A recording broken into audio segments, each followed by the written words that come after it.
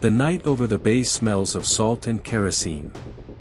The black surface of the water merges with the sky, and below, the sparse lights of the coast look like graphite scattered on glass.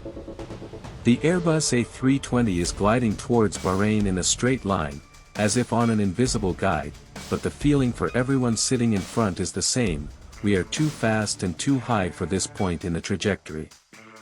It's like trying to slow down on wet asphalt right in front of a traffic light, technically possible, but there are few reserves, and the cost of making a mistake is high. The devices are honest to the number. The speed rests on a scale significantly higher than that from which the final section should be conducted. The threshold of the runway is only a few miles away, and the inertia of the narrow fuselage and tucked wings does not forgive impulsiveness. On the altimeter, the divisions melt, but not as smoothly as we would like. The variometer clings to negative values, then reluctantly lets go. This is a delicate cuisine of energy management. Height is potential energy, speed is kinetic, and they need to be exchanged like a clock on a glide path. Now the clock is moving forward, in a hurry, and the crew has to catch up with common sense. Contrast number 1. Behind the portholes there is the emptiness and silence of the bay, the calmness of the smooth water. In the cabin there is the rustle of checklists, toggle switches, short radio cues. And another contrast is between instinct and procedure. The instinct is to make it, the procedure requires stabilization. On the A320, these are not just words. Stable entry has specific criteria. By the time you are 500 feet above the threshold, you should be on the axle and in vertical profile, with the chassis released, the specified mechanization configuration and the speed close to the calculated VAP. Any almost here is read as no. The pilots look at the same numbers, but each figure conflicts with the distance to the runway. Spoilers already help to eat up excess energy, but aerodynamics is not a switch, but a spring. It cannot be compressed instantly without consequences. Flaps do not tolerate rudeness.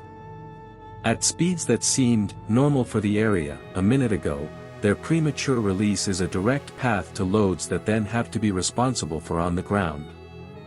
This means waiting for the permissible speed, releasing the mechanization stepwise, simultaneously reshaping the reduction profile. The instruments give an accurate picture. The speed is still higher than normal, the vertical speed is jumping, and there is nothing to reach the control point. The night throws up another challenge: visual information is poor. The horizon is dissolved, the contours of the coast do not support the eye. At such moments, Airbus shows what it is loved for: a looped chain, a joystick, computers, servos, filters out excessive sharpness of movements, makes the trajectory smooth. But automation is not magic. She won't print extra miles in the final stretch and won't cancel physics. A man is sitting behind a pen, and he has a balance in his head: make it beautiful in one pass, versus, make it right in the second. Below are the lights of lane 12, a clear course, and a calm wind. At the top is a background thought familiar to anyone who has ever built an approach on the boundary of parameters: if everything doesn't come together right now, then every step will become more expensive. The speed goes from the beautiful zone to the working one, but so far it does not reach the required one. The landing gear goes down, the air meets them with a dull hum, the resistance is growing, the aero is slowly giving up. The first click is one step of the flaps, the second is another. Everything is according to the tolerances, without violence against the mechanisms. For a moment it seems, a little more, and the trajectory will take shape, the glide path will enter the desired slope, the car load will increase the value to the calculated one. Put the squeeze on the slope. But the height is no longer enough for, a little bit, to turn into, enough. This is where the main paradox of decent weather conditions manifests itself: they're relaxing. No wind shear, no downpour, no bumping. Only stable night and regular T-strip lights. At these moments, it is the procedure that should keep in focus, 500 feet is the point of no return for an unstabilized approach. If at least one parameter is not in the green zone, it is withdrawal. Even if you're almost there. And it's not about rigidity, it's about predictability. In the finals, predictability is more important than ambition. The passenger cabin breathes evenly, the seat belts are fastened, the tables are clean, the hum of ventilation is woven into the song of the turbines. Contrast number 2, the calmness of the cabin and the composure of the cabin.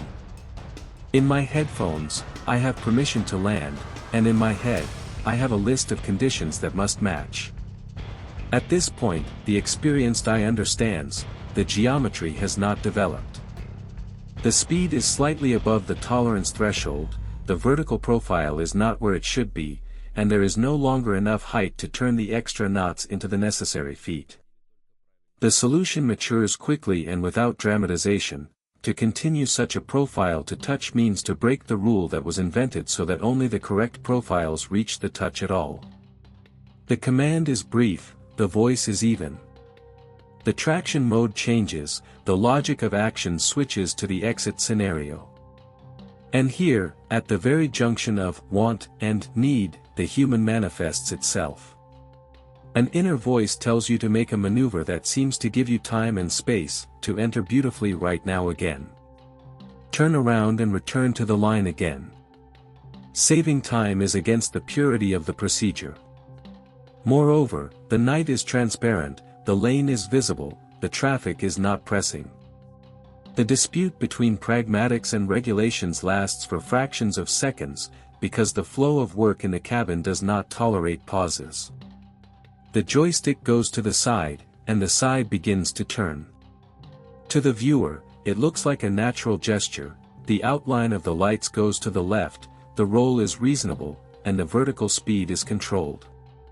For the device, it looks stricter, every degree of roll, every 100 feet per minute are numbers that should add up to a safe pattern.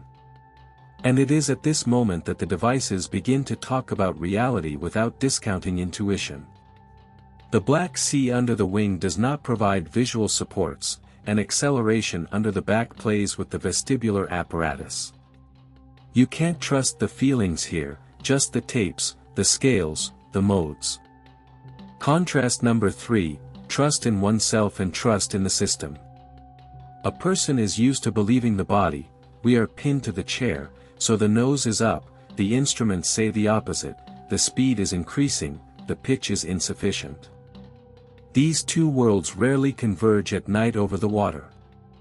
And when it seems that improvisation will give the necessary backlash for a neat second attempt, electronic assistants begin to display on the screen what they didn't want to see right now. The captain turns the board around for a second pass, and then the instruments show what he refuses to believe.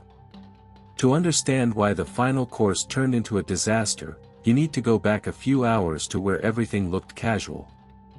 The evening Cairo was drowned in the hum of horns and the aroma of fried spices when the crew of Gulf Air Flight 072 entered the terminal.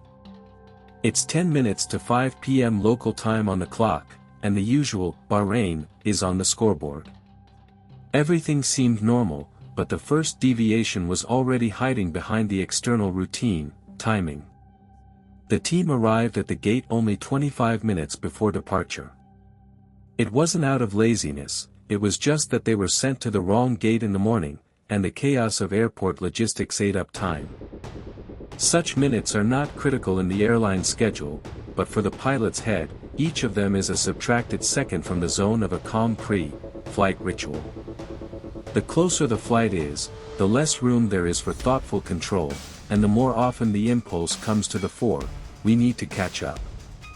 The circadian rhythm wasn't an ally either.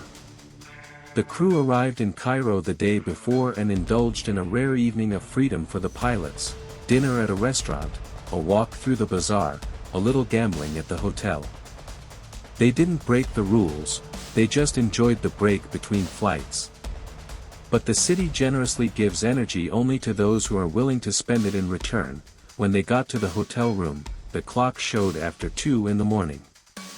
9 hours later, a call from the planning service, morning coffee, uniform, check out. Biologically, the body was still alive last day, and there was a 3-hour shift ahead, plus pre-flight procedures. The brain is alert, but not fresh, concentration is maintained by the will. For pilots, this is a familiar condition, like a light contrary wind. It does not interfere with flying, but it does not allow them to relax. The work went quickly at the gate where the Airbus A320 with registration A40EH was parked. Documents, detour, fuel, takeoff weight calculation. Everything was done according to the checklist, but with barely noticeable haste, as if time was pushing from behind.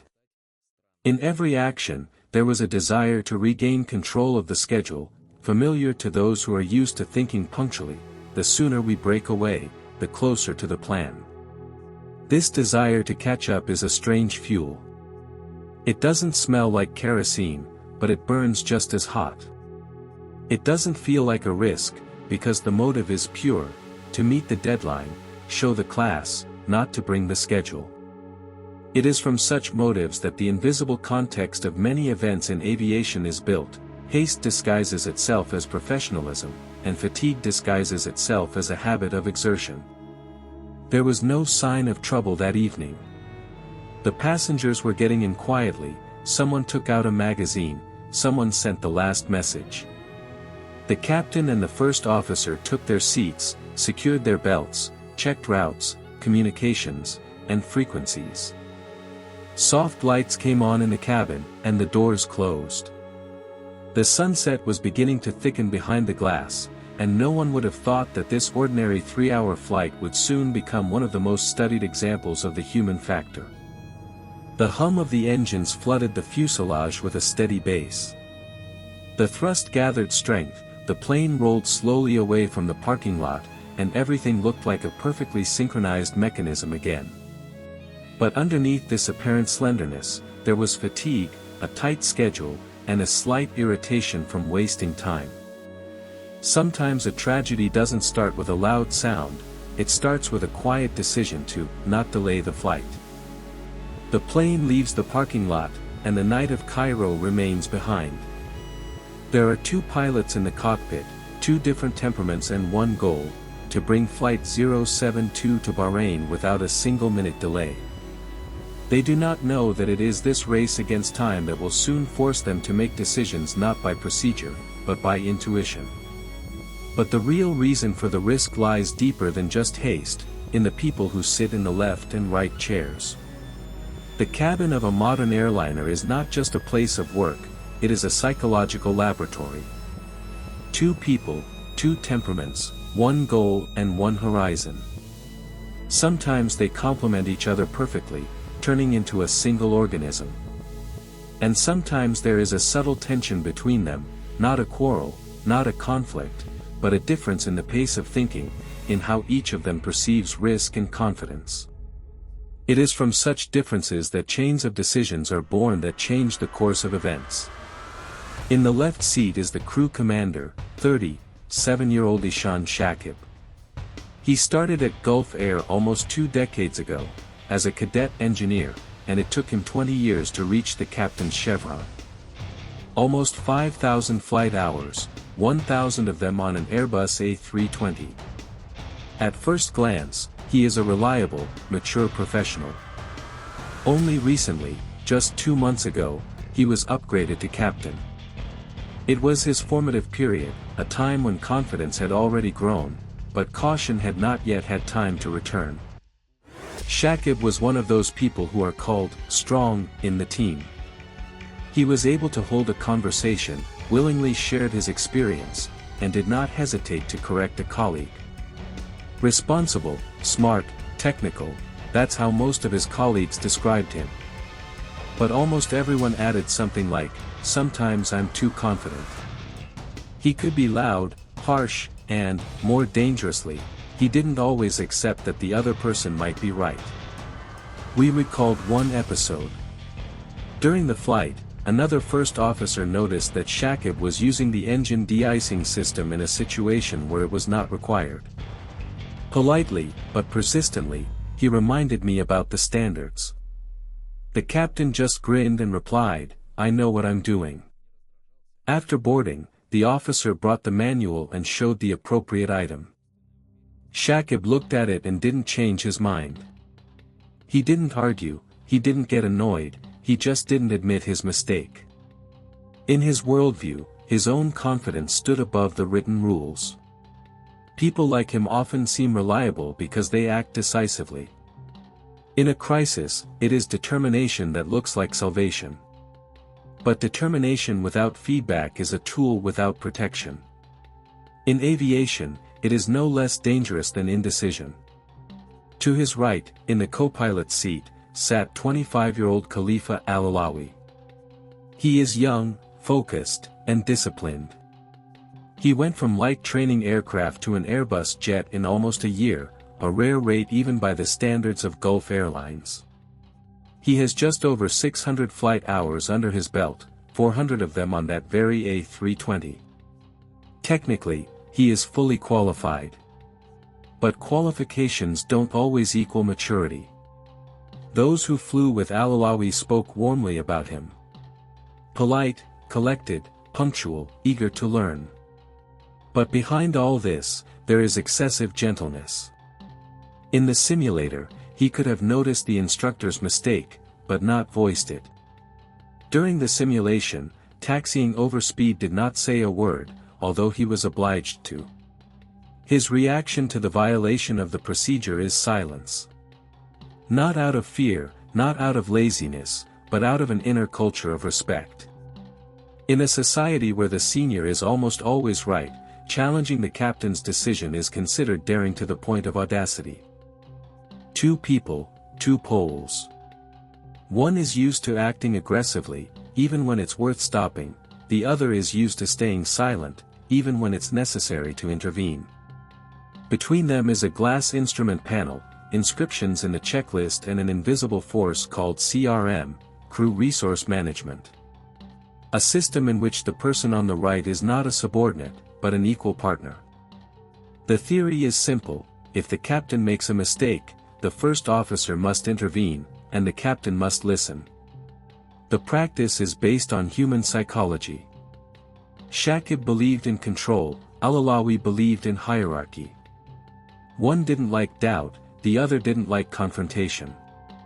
Under normal conditions, such a pair could conduct hundreds of flights without a single deviation.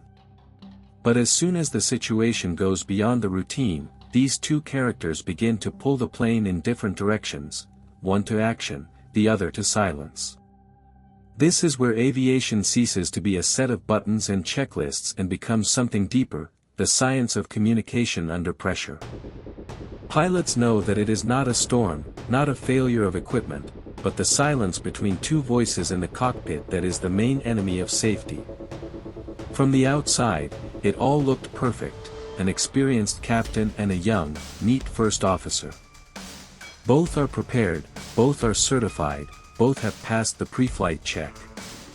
No one noticed that their psychological profiles were opposites, and that there was no habitual balance between them.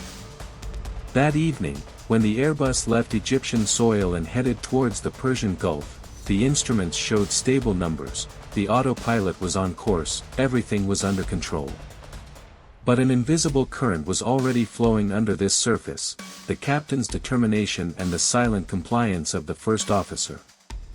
When confidence meets restraint, CRM turns into a field of risk, and this will manifest itself on the decline. The path over the Persian Gulf was smooth and predictable, the very segment of the flight when the crew's work is like a synchronized dance of machines and people. Cruising altitude, calm atmosphere, steady hum of engines. Everything looked perfect, as if aviation itself had reminded them that the main thing was not to fuss. It is at these moments that crews usually prepare for the most difficult phase of the flight: descent and landing. There is a clear ritual for this, a pre-landing briefing. It is not just a formality, but a key element of security. This is the moment when the two pilots align their expectations: what will be the approach pattern, what are the height and speed restrictions, what are the terrain features, what are the frequencies of the navigation beacons, and most importantly, who is responsible for what. Everything must be voiced and understood. In reality, such a briefing is a miniature of collaborative thinking. The captain tells the scenario, the first officer asks clarifying questions, and both create a common mental map of the final section.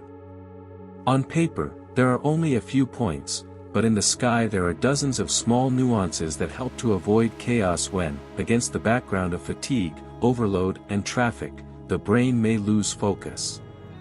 Especially when there is no precise ILS approach ahead, but a non-precision one. A precision approach is like landing without a vertical navigation rail. The radio beacon indicates only the direction, but does not provide accurate information about the glide path, about the angle at which to descend. Pilots must calculate and control the altitude manually, checking the tables, at such and such a distance from the runway, such and such an altitude. Pace and precision are important here, as well as teamwork. One flies, the other watches and dictates control points. It's almost choreography, and any inconsistency turns a smooth descent into jumps and delays. But on Gulf Air Flight 072, this obligatory ritual never took place.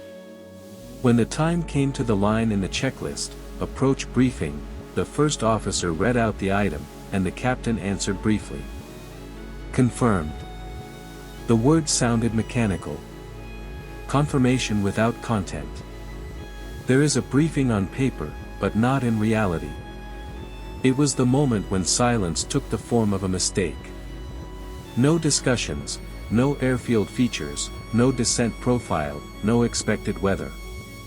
Not even the phrase, non-precision approach, was spoken between them.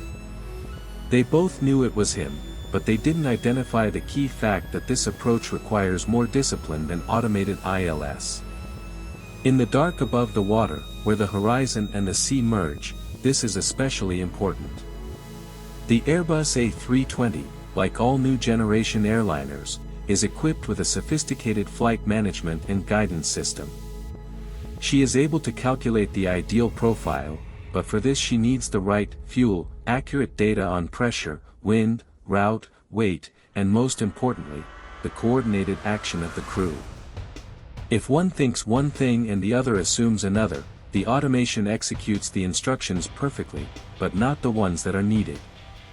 Normally, a briefing is a place where this is clarified.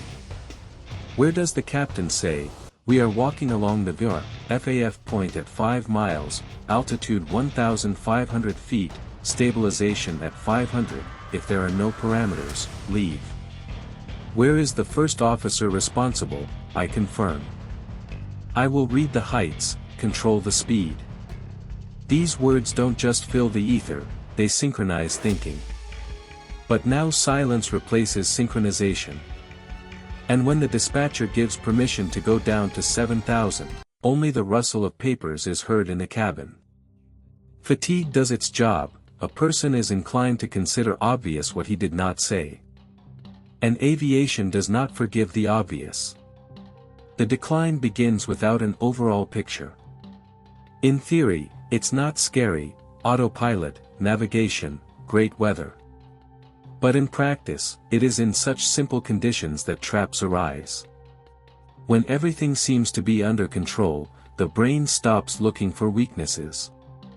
The lights of Bahrain are already twinkling below. It's warm, visibility is excellent. Everything is conducive to peace.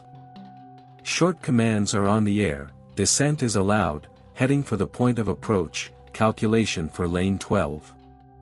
No surprises, except for the speed. She is slightly above the norm, but the captain does not attach importance to this. In his logic, it is important not to lose the rhythm, not to linger on the approach. At this moment, the Airbus is moving not only along the route, but also along the line, where haste becomes a habit. When the speed is higher than necessary, and thoughts outstrip actions, the pilot feels control, although in fact he loses it partially, imperceptibly, by centimeter. It's not aggression, it's not negligence, it's just an overly confident rhythm. At an altitude of about 7,000 feet, the captain enters parameters into the flight control system: course, pressure, temperature, weight, landing speed. The computer calculates the profile and suggests a safe rate of decline. But one parameter is already beyond the scope: speed. By most countries' standards, there is a limit of 250 knots below 10,000 feet. It is not prescribed for beauty, birds, air currents, maneuverability, control. But Bahrain's airspace is an exception. There is no such limit here. Technically, as soon as possible. And this, "it is possible," opens the door to human logic: if it is possible, then it is safe. The captain removes the built-in speed limit on the computer. Airbus obediently accepts the new team. The motors hold the thrust, the speed arrow creeps up: 280, 290, 300.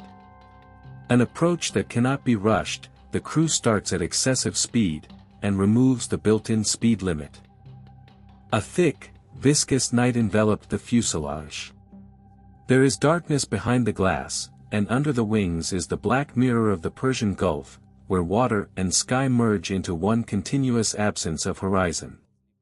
The steady amber light of the instruments was on in the cockpit, the numbers were crawling across the displays, and only one parameter was out of harmony: speed. The Airbus continued to descend, but it had to descend with the brakes on the floor. And literally, with spoilers released. These are the same panels on the upper surface of the wing that rise, breaking the air flow and creating resistance. They are like air brakes on the highway, which the pilot releases to quickly remove excess energy. But every braking has a limit: the faster you fly, the less effective these panels are. At an altitude of about 8,000 feet, the speed indicator was already showing 310 knots. That's too much if the airport is only 10 minutes away. In most countries of the world below 10,000, the standard limit is 250 knots. It's not just a recommendation, it gives pilots space to adjust the mechanization, to safely operate the engine, and to have time to make decisions. But there were no such rules in the skies over Bahrain. The airspace here was considered free from restrictions. Technically, as soon as possible. And it is precisely in these words, "it is possible," and "faster," that the whole irony of aviation is hidden. Allowed does not mean reasonable. The captain saw the numbers, but he didn't feel threatened. Everything went smoothly, the automation obeyed, the plane reacted accurately. The A320 is famous for its fly-by-wire, a digital control system that does not allow the pilot to go beyond the physical limits. This comfort creates the illusion that technology will smooth out everything that is too acute. But the technique does not know the intentions. She doesn't realize that there are already lane lights 10 miles ahead and that those extra 30 knots will soon turn into meters of missing glide path. While the first officer monitored the radio frequencies and prepared a checklist, the captain tried to catch up with the approach pattern. He still believed that he could fit in by saving time. At this stage, the pilots had to start slowing down smoothly, releasing the flap step by step, preparing the aircraft for landing. But the high speed did not allow it. If you release the flaps too early, they will be damaged by the flow. If it's too late, you won't have time to stabilize it. Every second was a compromise between aerodynamics and stubbornness. The control system has already shown the minimum profile heights. There were only a few miles left before the stabilization point. The radio altimeter was counting down the feet, and inside the cabin something was growing that you would not hear on a dictaphone: the tension of silence. Both pilots had the same thought, but only one had to voice it. The Airbus flies over the 3,500-foot mark. According to the Gulf Air procedure, the crew must be fully configured, the landing gear is released, the flaps are installed, the speed is close to the calculated speed, and all this by the time they pass 500 feet above the threshold. If at least one parameter does not match, immediate withdrawal. This is not a recommendation, but a dogma that has been proven for decades. But the numbers went against the dogma. At a distance of 5 miles to the runway, the plane was still speeding at 280 knots. This is twice the speed at which touch is allowed. The applied spoilers have slightly reduced the momentum, but not dramatically. The captain pulled the throttle lever back a little, trying not to overload the engines. The air whistled by the windows, a sound that doesn't need to be translated in aviation, too fast. Gradually, the flaps began to come out, the first stage, then the second. With mechanization came inertia, resistance increased, speed finally began to decrease. But with that, the altitude margin also went away. The descent became steeper than necessary for a glide path. The usual smooth arc of descent has turned into a slightly cluttered trajectory, when all the attention is spent on keeping the parameters, rather than on conscious control. The captain turned off the autopilot. At such moments, many pilots prefer to feel the car directly, especially in the last section. But manual operation on the A320 requires subtlety. The joystick is not a lever, but a sensor. He doesn't give feedback, he doesn't resist. The movements should be microscopic. Any unnecessary gesture is a degree, which will then result in dozens of feet. The first officer recited aloud the heights and distances. His voice is steady, without panic. But inside, he saw that the parameters did not converge. The speed is still higher, the altitude is slightly lower than it should be for the current point. He could have said, unstable, but he didn't. Experience and youth are two worlds that rarely share the same cabin equally. The runway lights were already visible below. The plane flies over the 1,000-foot mark. According to the rules, if the configuration is not ready at this height, you need to declare withdrawal. But the captain, as if hoping for a miracle of aerodynamics, continued to slow down. With each passing second, the speed needle slowly crept down, 220, 200, 180. But the required 136 is still far away. Then the hydraulic locks clicked loudly and the landing gear went down. The air met them with a hum of resistance, and the cabin shook a little. This helped, and the speed began to drop noticeably. For a few seconds, everything seemed under control. Only the navigation displays reminded me that the horizon was already too close, and there wasn't enough height to draw out a perfect profile. 500 feet. The point where you need to be, in the green zone. But the speed arrow has not yet reached the required mark, and the angle of descent is still higher than normal. The crew knows this. And it is here that the captain utters a phrase that is rarely heard aloud in the cockpit. We're not going to make it. We are not in time. The phrase sounds almost calm. There is no fear in it, only the recognition of the obvious, and this is already a step towards salvation. He makes the right choice, abort the approach and go for a second lap. But how exactly he fulfills this decision will become a new point of the report. At 700 feet, the captain admits the obvious, we are not in time. This is the right decision, but it was made in the most dangerous way. According to all the textbooks, according to every regulation, according to any standard procedure, everything should have been simple now. When an experienced pilot says, we don't have time, the algorithm turns on automatically. Take toga mode, set a pitch of 15 degrees, go in a straight line to 2,500 feet, and then calmly turn around and go in again. The standard care procedure is not a punishment for a mistake, but an insurance policy laid down by aviation itself against the human impulse to make it by all means. But instead of a predictable direct set, the captain chooses improvisation, a solution that would look like a training example of how not to on a simulator. He gives the dispatcher a command, do 360 degrees to the left. This means a complete U, turn around its axis in order to lose excess speed and return to the landing axis, as if everything could be fixed with a simple circle over the sea. The problem is that the altitude is only about 500 feet and under the plane is not land, but the black water of the Persian Gulf. At this altitude, even a slight turn is a risk. Not to mention a full circle. Here, any roll deviation turns into tens of meters vertically, and there are no visual landmarks at all. Only the instruments. The Airbus gently rolls to the left.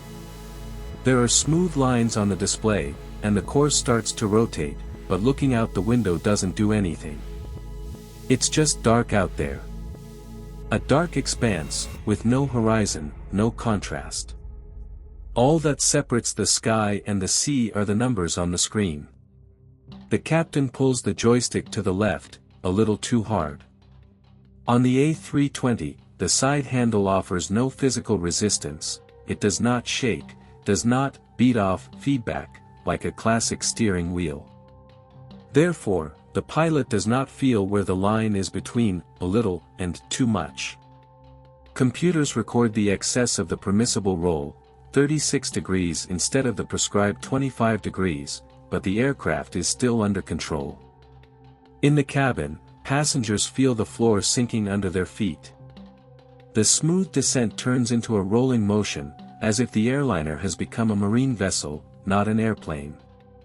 The body lifts slightly, then presses into the chair. At first it seems like an ordinary maneuver, but after a few seconds a sharp acceleration change begins, a pure roller coaster ride. The joystick moves again, now forward, then sharply backward. The vertical speed jumps, the variometer lives its life. The plane gains a few hundred feet, then immediately loses them. Mechanics and electronics are fighting for balance. The roll is decreasing, then increasing again. Such fluctuations are dangerous not only in themselves, but they disorient the crew. The human inner ear is not designed for flying without visual guidance. When an airplane tilts, accelerates, or slows down, the vestibular apparatus sends signals to the brain that the brain interprets as an up or down movement, even if this is not the case.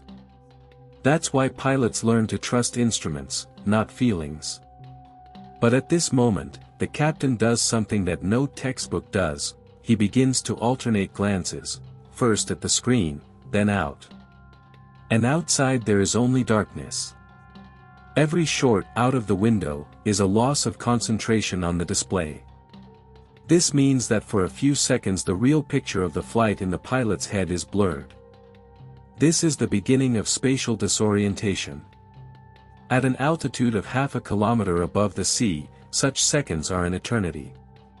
The speed continues to drop, but the altitude also goes away.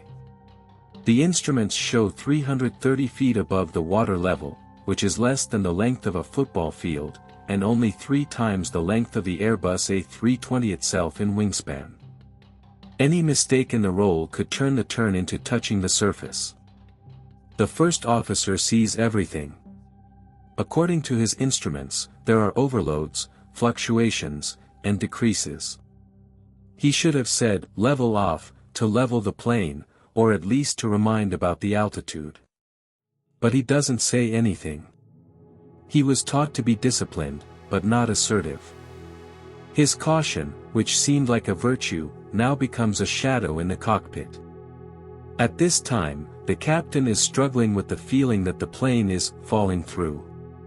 The body says, we are descending, the eyes see emptiness, the instruments show a series of numbers.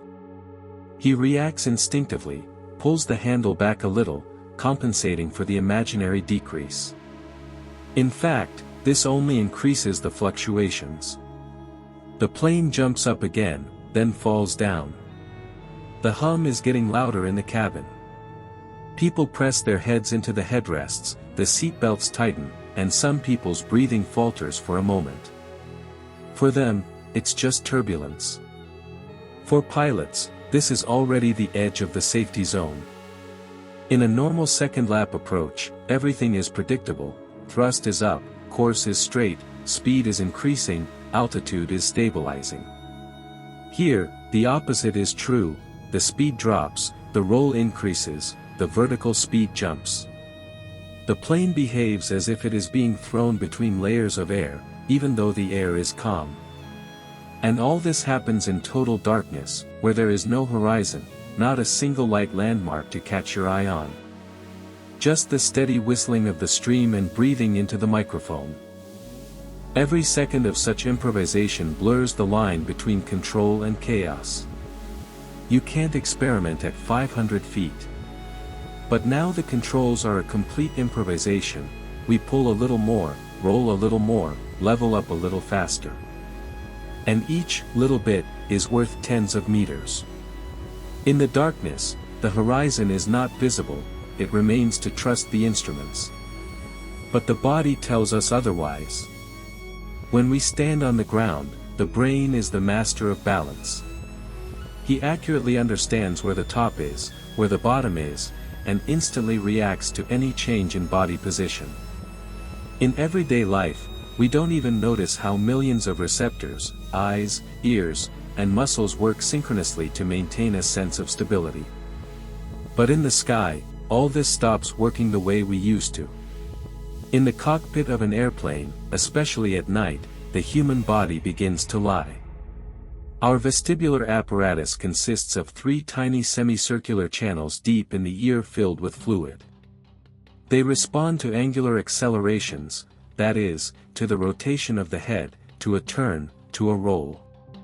In everyday life, this is enough, but these sensors have one big drawback: they sense movement only when acceleration changes. If the roll or climb lasts longer than 15 to 20 seconds, the fluid in the channels calms down and the brain stops feeling that the body is tilted. Then comes the illusion of balance, when in fact you are already in a roll or descent. Now imagine, a black night, the sea below you, the horizon has disappeared, the speed is changing, the plane is turning. Everything you feel comes not from your eyes, but from your inner ear. And this inner ear begins to draw a false picture. When the plane accelerates sharply, the body perceives it as lifting the nose up. Because when you accelerate, you get squeezed into a chair, just like when you really climb. This illusion is called somatogravic. In simple terms, the brain confuses rectilinear acceleration with angular acceleration. For the passenger, it feels like a pleasant pressure in the seat, but for the pilot, it feels like a deceptive feeling: we're holding our noses up too high. And what does the pilot do if it seems that the plane is converging? That's right, he pushes the steering wheel forward a little to lower the nose. In a normal situation, devices are the best antidote. The main one is the artificial horizon on the primary flight display screen. It shows the actual position of the aircraft relative to the ground, regardless of how a person feels. But the brain is designed in such a way that, with strong acceleration, internal sensations can briefly suppress the rational part of consciousness. This is the moment when even an experienced pilot begins to trust the body, not the instruments. During that very turn at an altitude of about 500 feet above the bay, the captain of Gulf Air Flight 072 found himself in just such a trap. After a sharp decrease, he added thrust, and the plane began to accelerate rapidly. The acceleration pushed him against the back of the chair, which instantly transformed into an illusion in his brain: nose up. But the instrument said the opposite: the pitch was almost neutral, and the roll was still excessive. And now something happens that will later become a key point of the investigation. The captain decides to adjust the lift and pushes the joystick forward to lower the nose. For him, this action looks logical, but in fact the plane did not rise anyway. On the contrary, it was already descending. The height is melting. 400 feet. 350, 300. Is the distance between the liner and the sea surface less than the length of a football field? Everything is obvious on the screen, the instruments are screaming for a descent, but the pilot's brain lives in another reality. He feels uplifted and acts contrary to the indications. The first officer also sees the discrepancy. Everything is becoming more alarming on the instruments, the vertical speed is increasing, and the numbers on the altimeter are running down. But he doesn't interfere. This is the very moment where the culture of communication in the cockpit, crew resource management, should work. The first officer should say, "Pull up, the speed is increasing, we are decreasing." But instead of words, there is silence. In this silence, the plane literally glides down into the darkness. The power of illusion is enormous. In the 1970s, psychologists conducted a study. 20 pilots who simulated flying in clouds lost their spatial orientation an average of 178 seconds after losing visual contact with the horizon. No one could hold on for more than 8 minutes. It's not a weakness, it's biology. The brain does not know how to live in 3 dimensions without eye prompts. The Airbus is still obedient. Its automation protects against excessive rolls, overloads, and too large a pitch angle. But it is not able to protect against the pilot's erroneous decision.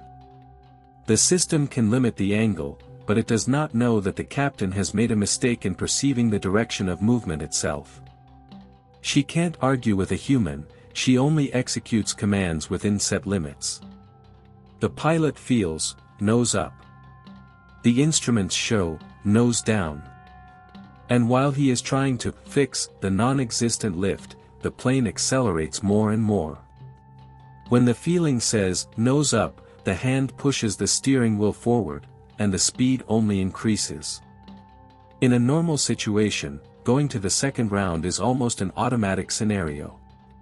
Pilots repeat it dozens of times on simulators: maximum thrust, toga, pitch 15 degrees, 1 step of flaps up, landing gear up, climb to 2,500 feet, heading according to the scheme. Everything is strictly according to the checklist, clearly, step by step, without room for improvisation. That is why nursing is considered one of the safest procedures in aviation. But this is ideal. In reality, when adrenaline is in the blood, when a second error turns into another one, even the simplest scenario begins to crumble. At an altitude of just over 300 feet above the sea, the captain of Gulf Air 072 decides to abort the approach. He gives the command, "Go around." The decision is correct. But the actions that follow are far from the textbook. Instead of a clear maneuver, there is a set of chaotic movements dictated not by cold logic, but by a mixture of fatigue, disorientation, and panic. At first, everything seems to be according to the rules. He pushes the thrust lever to the toga position, the engines respond instantly, the turbines roar, the aircraft receives a powerful acceleration pulse. At this point, you need to gently lift your nose 15 degrees up. This is the optimal angle for climbing, at which speed remains under control. But the captain raises his nose only 9 degrees. On the artificial horizon monitor, the Earth's line barely moves down, and the speed arrow begins to grow rapidly. Instead of a steady climb, the plane simply begins to accelerate along the horizon. The first officer sees this, but doesn't say a word. In the cockpit, there is only the rhythmic whine of engines, electronic signals, and breathing in microphones. The flaps, at the command of the captain, are retracted by 1 step. This is standard. The landing gear is lifted. Everything would be fine, but with such a low pitch, the liner does not gain altitude, but continues to accelerate. The angles of attack are small, the lift is barely increasing, and now the speed is beyond the calculated values for the flaps. The speed over limit warning lights up on the panel, exceeding the permissible speed with the released mechanization. The first officer says, "Speed over limit. Flap 3 selected." This is an important clue. According to the procedure, the captain must immediately increase the pitch, raise the nose to reduce the speed and transfer the aircraft to the set. But he, under the influence of the nose-up illusion, does the opposite, slightly lowers it even lower. Now the chain reaction begins. The engines are running at maximum power, the flaps are retracted, the drag is minimal, and the A320 is literally shooting forward, accelerating faster than most pilots have ever seen in the final phase of flight. The instruments are filled with numbers, there is no autopilot, the automation is trying to compensate for excessive pitch, but with manual control, its intervention is limited. Following the speed limit signal, a new indication is heard, the master warning. A red light flashes on the panel, and a sharp ringing fills the cabin. It's not just a sound, it's a command to action that requires an instant reaction. But when an overabundance of information is already boiling in the head, the brain stops distinguishing priorities. The captain concentrates on the red signal, but not on what is behind it. Instead of reducing power and lifting the nose, it continues to keep the aircraft almost level. Now the speed exceeds the limits not only for the flaps, but also for the aircraft structure. It is at this moment that another effect is activated, the somatographic illusion. Acceleration pushes pilots into their seats so hard that the body perceives it as lifting the nose up. My brain screams, we're climbing too steeply, and my instinct is to push the steering wheel forward. The aircraft reacts instantly. The pitch becomes negative, -5, -10, -15 degrees.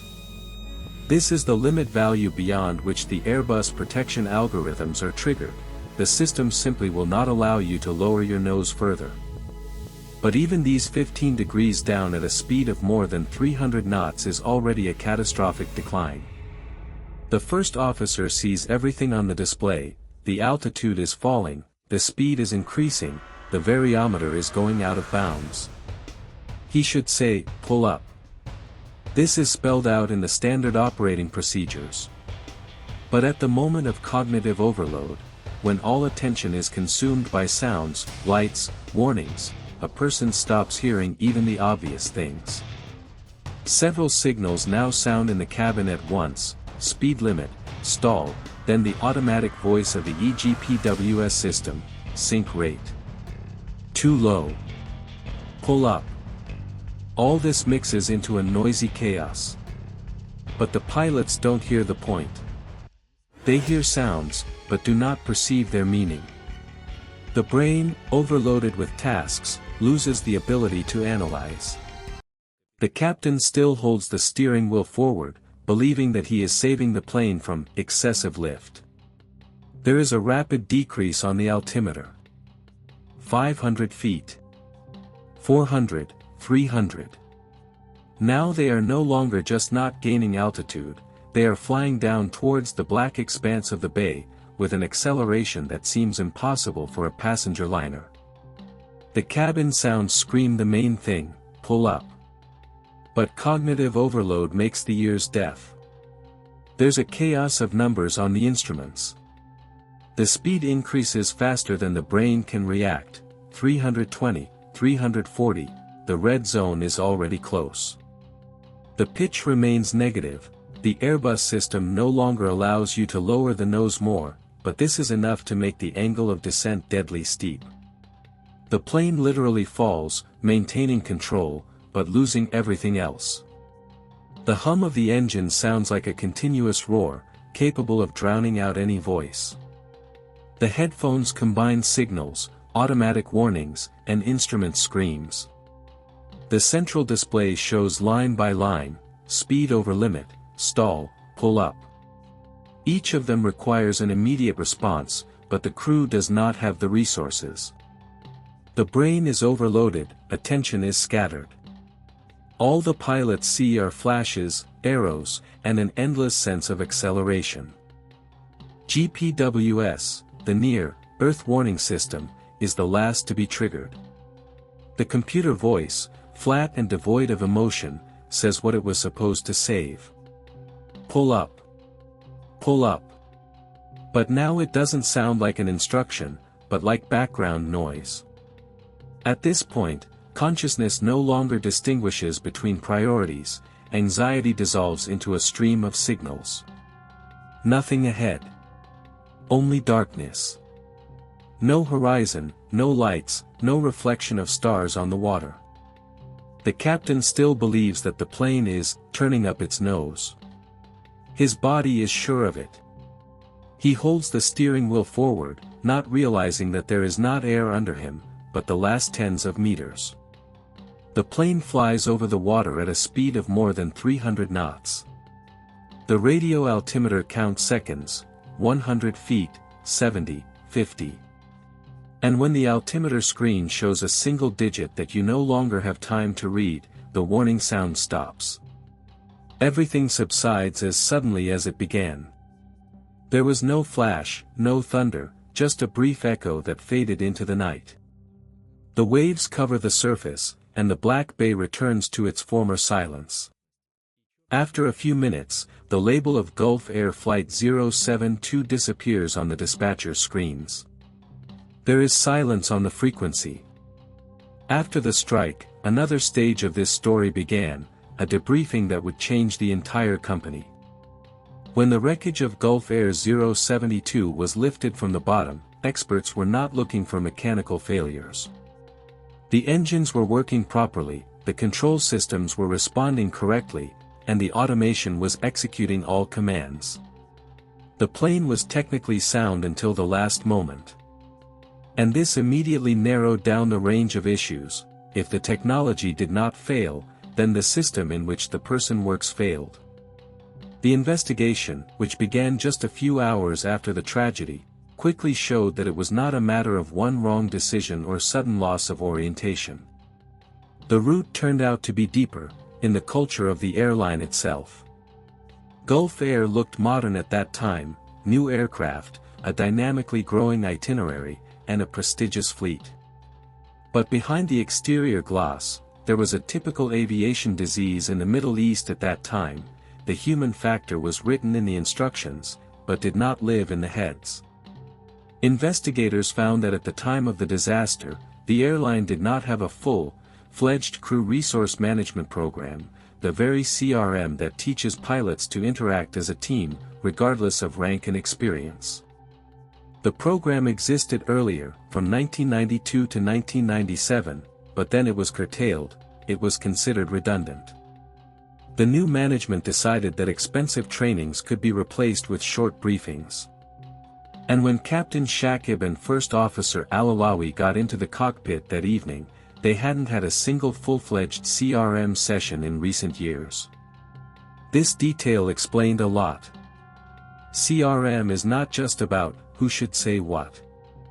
It's about the culture of conversation, about the courage of a junior pilot to object to an older one, and about the captain's willingness to hear.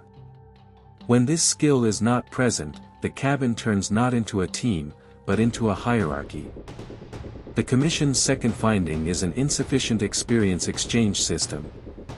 Information about previous incidents and near incidents at Gulf Air was practically not disseminated. Pilots learned about other people's mistakes only from rumors or personal conversations. Internal reports on unstable approaches, overspeeds, or configuration errors were not reported to flight personnel. This meant that the crews could not learn from each other. Everyone went through the same traps all over again. Another disturbing conclusion concerned the operating mode. Gulf Air allowed exceeding duty time, the maximum duration of a crew shift. Sometimes, due to the tight schedule, pilots worked more than international standards allowed. Technically, everything was framed as operational deviations, but in reality it meant fatigue, especially on night flights. Fatigue does not kill instantly. It makes a person less attentive, less critical, less capable of dialogue. There were even bigger gaps in the training programs. The second lap maneuver was rarely practiced and under ideal conditions. On the simulators, the pilots performed a training go-around, always according to the scheme, with good visibility, without surprises. The real scenarios, night entry, disorientation, stress, were simply not modeled. There were also no classes on psychophysiology, how the body reacts to illusions of movement, how the vestibular apparatus works in the dark, how to recognize one's own distorted perception. The commission's conclusion was straightforward: the airline had modern aircraft, but was operated according to outdated human principles. Where technology offered layered protection, the organizational culture left the solo pilot alone with his own decisions. These findings have become a cold shower for management. No excuses about randomness worked. It became obvious that the fault was not only in the actions of the crew, but it was systemic. It was an accident caused not by instrument failure, but by a lack of communication, training, and trust. But it was at this point, when everything looked like it was going to crash, that Gulf Air's story turned the other way. The company decides not to hide the findings. On the contrary, she begins to bring them to life. The management is being completely updated, training programs are being reviewed, and CRM is returning, only now in a new format, with an emphasis on the human factor, stress, hierarchy, and interaction. A mandatory observation period is introduced for new captains. On the first few flights, a third person sits in the cockpit, an inspector who evaluates how the captain communicates with the crew, listens to comments, and follows procedures. This is not an oversight, but a way to understand whether a person is capable of being not just a pilot, but a leader in the cockpit. New scenarios appear in the training programs: unstable approaches, night turns over water, spatial disorientation, signal overload. Pilots learn not only technology, but also the psychology of flight, how to think when everything around them requires action. Gulf Air is becoming one of the first airlines in the region to introduce an anonymous security system. Any pilot can report a problem or violation without fear of punishment. From this moment on, internal reports become a tool for training, not control. From the outside, these reforms looked like a standard reaction to the tragedy. But for those who worked inside, it was a cultural turning point. The company began to build security not around technology, but around people. But this is where a rare positive turn begins: the company decides to change everything, to the ground. Real changes in aviation always begin not with new planes, but with new habits. After the Gulf Air Flight 072 disaster, the company did not just update the documents, it actually restarted the entire security system. The first thing we did was replace the management. The old management team was replaced by people for whom safety has become not a slogan, but a daily discipline. They understood that a reputation can be restored only when trust in the company returns from within, from the crews. One of the first innovations was a rule that did not exist in any airline in the region: an observer in the cockpit. Each new captain, after being promoted, now made a series of flights under the supervision of a third pilot, an inspector. He did not interfere with management, did not dictate decisions, but simply observed how the commander communicated with the crew, whether he listened to the first officer, whether he followed procedures, whether he kept emotions under control. This is not an exam or an interrogation. It is a mirror that reflects the leader's style.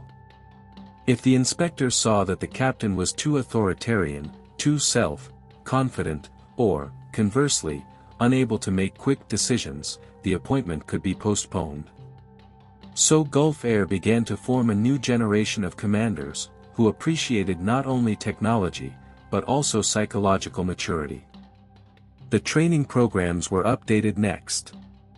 Now, every 6 months, pilots are required to undergo training on actions during unstable approaches, going on a second lap, and working with signals from the GPWS and EGPWS systems, the same ones that warn about approaching the ground.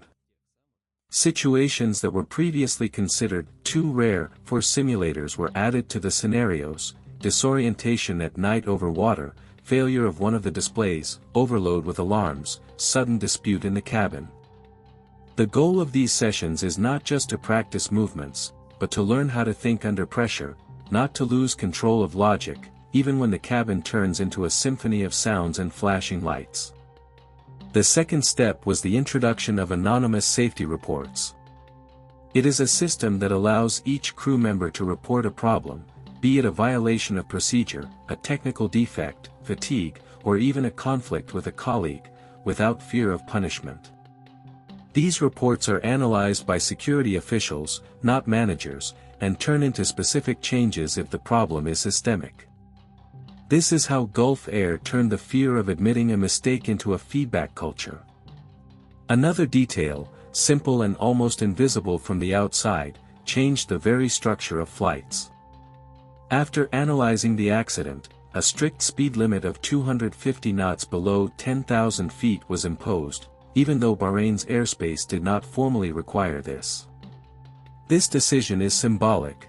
The company has abandoned the possible in favor of the necessary. Now, even in perfect weather, without restrictions from flight controllers, the plane will not be able to accelerate beyond the safe threshold. This is not distrust of pilots, but an understanding that regulations exist not to interfere, but to save. The perception of alarms has also changed. Previously, GPWS was perceived as unnecessary noise, but now it is an absolute priority. Each pilot is trained to respond to the pull-up command without discussing, analyzing, but acting instantly. In simulators, this is practiced to the point of automatism. Any signal of a descent below the profile, and the crew instantly leaves for a safe altitude. All this is not a set of formalities, but a rethinking of the principle of who is in charge in the cockpit. Previously, experience was considered the main thing, but now it's a procedure. She is higher than a man, higher than a rank, higher than an airplane. These changes have made Gulf Air one of the safest airlines in the region. Years after the tragedy, aviators around the world cited her reforms as an example of how a mistake creates a system where safety is not discussed, it is embedded in the DNA of the company. But there is also something that cannot be written down in checklists and manuals. This is a human factor in the opposite sense, courage. The courage of the first officer to say, "Captain, we are unstable." The captain's courage to admit, "I made a mistake, let's go." The courage of everyone who is in this profession understands that discipline is not a limitation, but a way to return home. Technologies, regulations, procedures, all this works as long as a person is ready to listen to them. However, even the best regulations are powerless without one thing, the human courage to say, "Stop," on time. There are 2 seats in every cabin in the world, from a small regional plane to an intercontinental airliner. On one sits the captain, the one who is responsible for the decision, on the other, the first officer, the one who is responsible for control. There are only a few tens of centimeters between them, but it is in this space that the fate of each flight is decided. The Gulf Air 072 disaster showed that the problem is not in technology or the weather, but in silence. In the way it originates, lives, and becomes habitual. One pilot was too confident, the other was too polite. One did not want to listen, the other did not dare to speak. And it was between these 2 extremes that the opportunity to stop the chain of errors disappeared. Modern aviation is based on the idea of CRM, crew resource management, crew resource management. But this is not just a communication training. This is the philosophy of equality inside the cockpit. The captain and the first officer do not compete, they duplicate each other's security. One flies, the other watches. One makes a decision, the other checks it. This is not a sign of distrust, it is a sign of professionalism. After all, even the most experienced person can make mistakes. The voice on the right is not a second opinion, it is an insurance policy against human nature. From fatigue, overconfidence, and the habit of trusting your senses more than your instruments. CRM exists precisely so that this voice can be heard when the captain no longer hears the alarm. Not loudly, not aggressively, calmly, but firmly, "Captain, the parameters are unstable, we are too fast, it's time to leave. These words should sound automatic, without fear of spoiling the atmosphere. That is why CRM culture is not about psychology, but about the ethics of mutual control. If the first officer is silent, he loses not only the right to vote, but also his main role, to be the last line of defense. If the captain doesn't listen, he robs himself of a second glance, the one that can spot a mistake before it turns into a disaster. Technology is just a shell around a person. Fly-by-wire, GPWS, autopilots, roll protection, all these systems are designed to help, but not to think for the crew.